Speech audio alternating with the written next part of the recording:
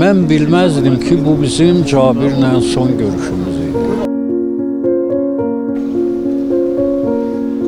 Yəni belə anidən, yəni belə cavan, yəni heç kimin ağlına gəlməz. Gəldi, qucaqladı məni. Gördüm rəngi yaxşı deyil. Hadisə həqiqətən biz həm şok vəziyyətindəyik. Bugün əməkdar artist Cabir İmanovla vida mərasimi keçirilir. Bu məqsədlə aktyorun sevənləri, yaxınları, dostları Dövlət Təhlükəsizlik Xidmətinin Mədəniyyət Mərkəzinə toplaşıb aktyoru son mənzilə yola salacaqlar. Böyük itkidir, yəni lap sonuncu dəfə bir neçə ay bundan qabaq Mədəniyyət Nazirliyində bir tədbir var idi, cənab nazirlə bir yerdə və orada mən çıxandan sonra belə qərara gəldim ki, piyada elə gedim Teatr Xadimləri İttifaqına. Elə bu tində biz birdən Cabirlə rastlaşdıq və səmimi qucaqlaşdıq, görüşdük, hal-əhval tutduq, o məndən nə edirsən, mən ona dedim, nə iş görürsən filan. Və mən tələsirdim, amma o məndən ayrılmaq istəmirdi elə. Birdən qayıtdı ki, sənlə mənim şəklim yoxdur, gəl bir şəkil çəkdirək. Dedim, nə olar, lap çəkdirək də, çox gözəl olar. Və bir nəfərdən xahiş elədi, o bizim şəklimizi çəkdi. Yəni Cabiri də tanıdı, mənə də tanıdı.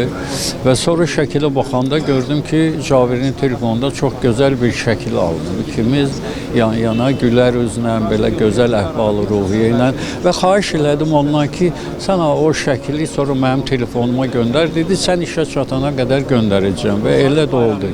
Mən bilməzdim ki, bu bizim Cabirlə son görüşümüz idi. Düşünürəm ki, bugün hər bir Azərbaycanlının evində bir kədər, bir qüssə var. Hamımızın içindən getdi, yəni nə deyə bilərəm, illərimizin dostu, gəncliyimizin dostu, vətəndaş olaraq fəxrimiz.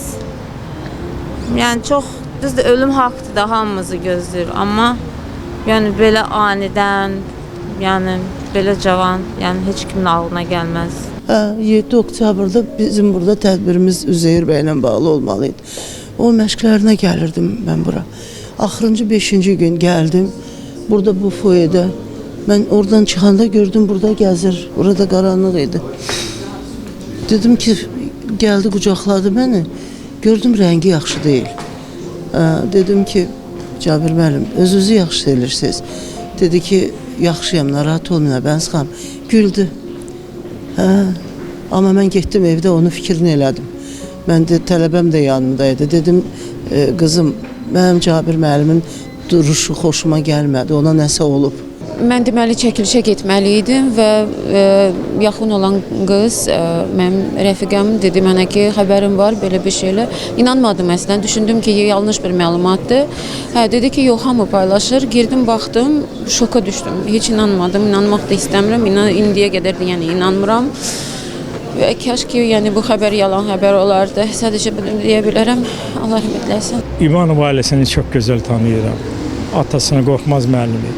Mən fürsətdən istifadə edirəm, onu onlara başsağlığı verim. Təbii ki, gözlənməz idi, çox gözlənməz idi. Bilirsiniz, onu da deyim ki, 2 gündür mən elə dönəndən mən dərman içirəm, ona görə ki, mən şu xətrini çox istəyirdim. Çox böyük hörmətim var idi, Allah rəhmət eləsin. Allah rəhmət eləsin, yaxınlarına başsağlığı verirəm. Çox üzücüdür, çox cavan idi. Hələ o nələr eləyəcəkdi hələ, nələr. Yəni, həm gözəl insan, gözəl sənətkar, əvəzsiz bir oğlan idi. Allah rəhmət eləsin. Uşaqlıqdan birimizi tanıyırdıq, sonra da bildiyiniz kimi artıq KVN-də iştirak edəndən sonra artıq dostlaşmışdıq. Dəfələrlə bildiyiniz kimi onlar Azərbaycanı yüksək səviyyədə təmsil edirlər. Sonuncu dəfə bizim çox sevdiyimiz Emil Abbasovun toyunda biz görüşdük. Onun oğlunun toyunda. Hətta birlikdə bir neçə saat bir masada əyləşmişdik, söhbət elədik. Çox bilirsiniz, şən adam idi, hər zaman zarafatlardı. Heç kəs bilməzdi ki, belə bir hadisə ola bilər və sözün düzü. Həmişə şox özünə baxan bir insandır, bildiyiniz kimi. Heç bir xəstəliyi olmayan bir insandır və belə hadisə həqiqətən biz həm şok vəziyyətindəyik. Axşama qədər mənim ümidim vardı ki, bəlkə yalandır, bəlkə Olur da elə xəbərlər yalandan yayılır, amma mən yanılmışmışam demə.